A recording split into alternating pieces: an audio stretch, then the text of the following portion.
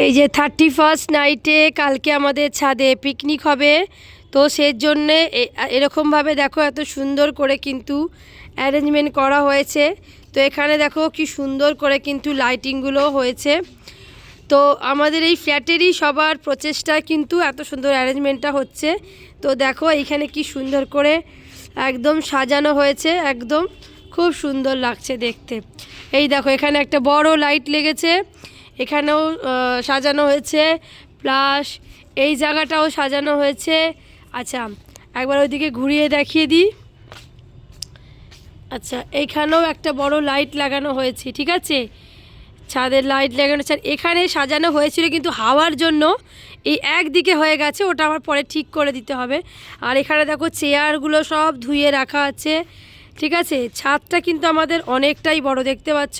আর এখানে টেবিলের এই সরঞ্জামগুলো রাখা আছে। ছাদটা আমাদের অনেকটাই বড়, ঠিক আছে। আচ্ছা এইবারে হচ্ছে দেখাই, এই দেখো কত সুন্দর, এইদিকে আরও সুন্দরভাবে সাজানো হয়েছে। এইদিকে দেখো এখানে সুন্দর সুন্দর গাছ রয়েছে, এখানে সুন্দর গাছ রয়েছে। আর এইখানে দেখো একদম লাইটিংও রয়েছে, দেখতে পাচ্ছ খুব সুন্দর করে কিন্তু ডেকোরেশন হয়েছে, একদম সুন্দর। আর এখানে যে আমার মেয়ে বসে পা ঝোলাচ্ছে, ঠিক আছে।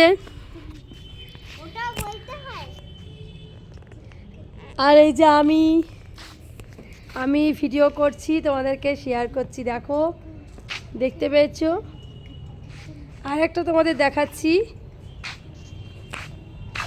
সেটা হচ্ছে এইখানে হচ্ছে রান্নার সেটআপ করা হয়েছে ভেতরের দিকে।